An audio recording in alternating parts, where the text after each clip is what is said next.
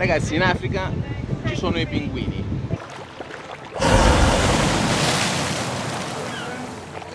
Se siamo fortunati le balene staranno qua vicino, a luna piena di solito loro cantano, quindi vedremo, speriamo.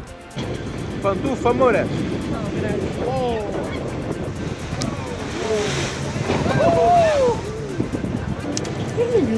Bellissimi, bellissimi. Come on, buddy, jump! Jump! Almost there! Almost there! Almost there! Siamo Aldo, Vera e Totò.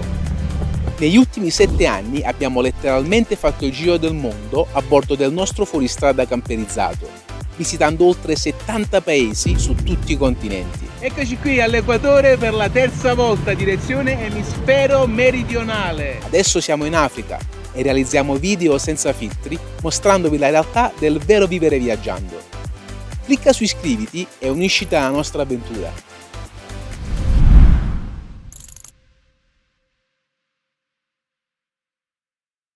Ragazzi, siamo tornati al santuario dei pinguini per fare un poco di volontariato e trascorrere un altro poco di tempo assieme a loro. Eccoli qui lì ad abbronzarsi, no, in verità stanno in fase di muta, cambiando le piume.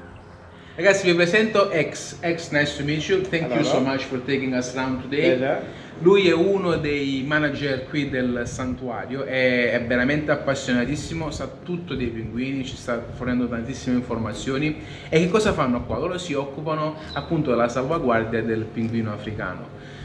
Sfortunatamente da più di 1 milione di coppie adulte che c'erano 100 anni fa, adesso ci sono meno di 9.000, circa 9.000 coppie adulte, purtroppo un animale in via di estinzione sotto la zona rossa e ogni giorno continuano a morire. Loro cercano di reintrodurre innanzitutto i piccolini, quindi pinguini che sono stati abbandonati da genitori che hanno il processo di molting, quindi il cambiamento delle piume e quindi non possono nuotare, oppure genitori che sono andati a cacciare troppo lontano e non sono potuti ritornare, sono stati uccisi da altri predatori, quindi li crescono per poi riabilitarli per poter rilasciarli poi di nuovo qui sull'isola. Inoltre è importante salvaguardare anche gli adulti perché sono quelli che accoppiandosi vanno a ripopolare appunto il pinguino africano. Abbiamo capito che ogni anno possono partorire 4 pinguini, quindi 2 d'inverno e 2 d'estate. E sfortunatamente in media soltanto un pinguino sopravvive. Perché c'è stato questo enorme declino nella popolazione di questa specie? Innanzitutto a causa dell'essere umano, iniziando dalla raccolta delle uova che venivano mangiate per una delicacy, un delicatessen, qualcosa di buono, e poi anche agli escrementi utilizzati come fertilizzanti. Questi escrementi proteggevano i nidi, quindi dal freddo, ed era una forma di sopravvivenza anche per questi pinguini.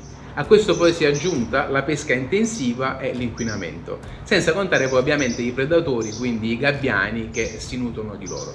Quindi siamo molto contenti di essere qui oggi e far parte di questo progetto di conservazione perché insomma è importante che ci sia la salvaguardia di questa specie così particolare del Sudafrica che comunque fa parte del mondo della natura. Ragazzi, lo sapevate che i pinguini si considerano uccelli non perché volano in cielo, ma perché volano sott'acqua? X mi ha appena detto che è impossibile distinguere il sesso di un pinguino, se è maschio o se è femmina, e pensavo questa fosse una cosa soltanto per i piccolini, ma in realtà anche quando sono adulti, ha detto puoi soltanto sapere chi è il maschio quando si accoppiano, quindi devono mandare dimensioni, peso, le piume a un laboratorio per capire i pinguini che loro hanno qui nel loro santuario di che sesso siano. Incredibile! Perché il pinguino africano va salvaguardato? Perché così come tutte le specie esistenti nel mondo naturale fanno parte del complesso equilibrio di madre natura e uno dei loro ruoli principali è quello che attraverso gli escrementi vanno a fertilizzare le coste e quindi anche le alghe, fornendo dei nutrienti e cibo per altre specie. Quindi i piccolini, che non possono contare sul nutrimento da parte dei genitori perché appunto sono in fase di muta, cambiamento delle piume, vengono presi e vengono qui accuditi per circa 4 mesi, fin quando saranno grandi abbastanza da avere olio sulle piume e poter nuotare e essere protetti anche dal caldo e dal freddo. Abbiamo notato inoltre anche la presenza di qualche adulto che purtroppo arriva qui infortunato. Lavorano principalmente un paio d'ore al mattino, intorno alle 8-9, e poi il pomeriggio, quindi la fase di dove danno a mangiare ai pinguini e così via, ma li lasciano da soli la maggior parte della giornata appunto per mantenerli selvaggi, quindi cercano di avere quanto meno interazione possibile. Per questo siamo qui in stand-by e aspettiamo la chiamata. X sta per mettere una tag ai nuovi pinguini arrivati, una specie di collarino, quindi ci ha detto di andare a vedere come lo fa. Eccolo qui.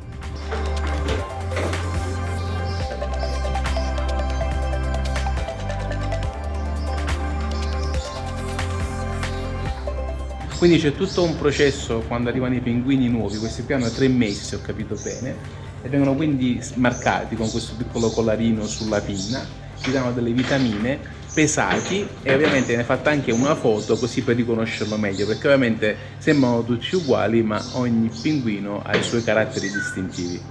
Noto con piacere che sanno quello che stanno facendo, i pinguini non sembrano stressati, non si stanno lamentando, ed è per questo infatti che è un po' un privilegio essere qui, perché in genere sono solamente 2-3 persone che fanno questa operazione.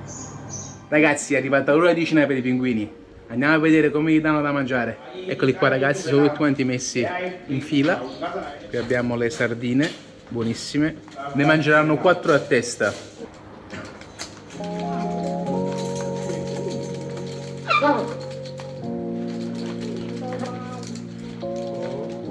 Tutti affamatissimi, pensano che io abbia qualche sardina, invece la videocamera.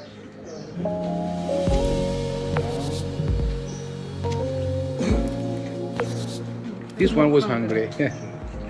Amore, che ne pensi? È bellissimo. There we go.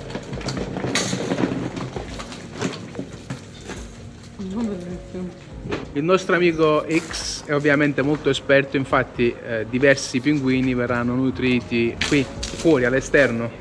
Questo fa sempre parte del discorso di reintrodurli, essendo qui vicino all'acqua, un ambiente molto simile all'isola dove andranno poi a vivere. Questo gli aiuta anche al loro reinserimento in natura.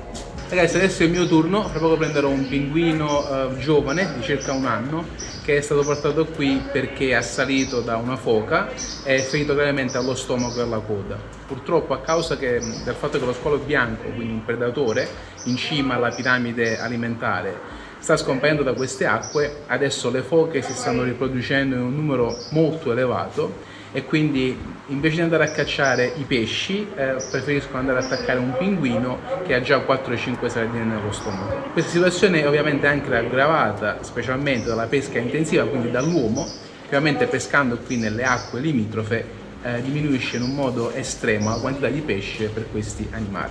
Quindi assenza di squalo bianco, incremento di foche, meno pesce, e purtroppo qui arrivano anche dei pinguini che sono gravemente feriti. No.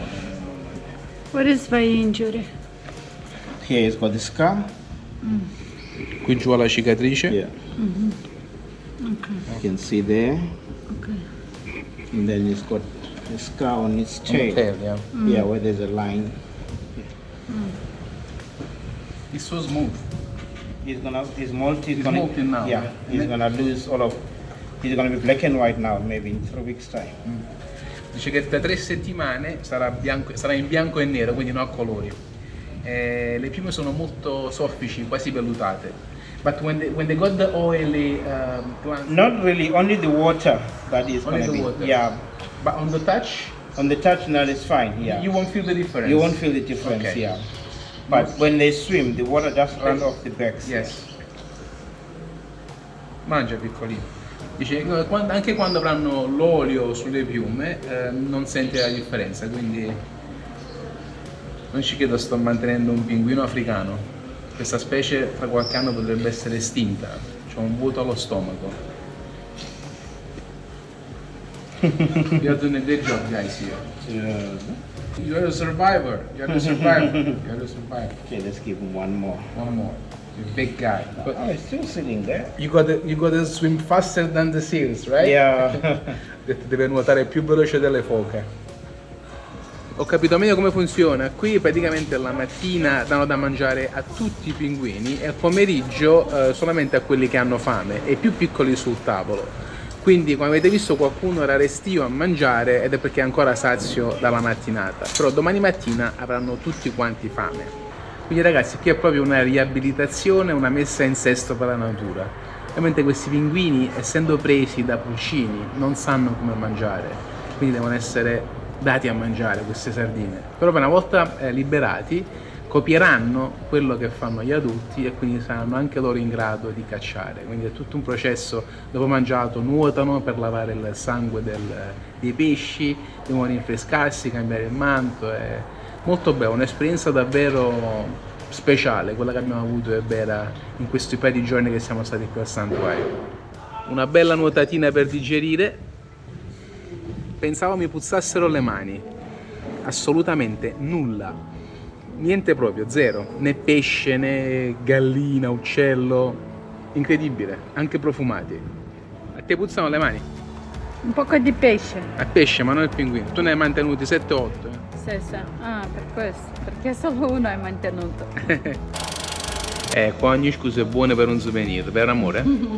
No, questo non è solo un souvenir, questo è un bellissimo ricordo e anche abbiamo contribuito alla loro causa. Anzi, voglio cogliere l'occasione per ringraziare a tutti voi perché grazie a vostre visualizzazioni abbiamo avuto la possibilità di donare delle somme al santuario dei pinguini. Grazie mille. Come sei bellino! E guardate qua, c'è anche una busta fatta dal giornale riciclato. Bellissimo. Guarda qua. Born in Africa.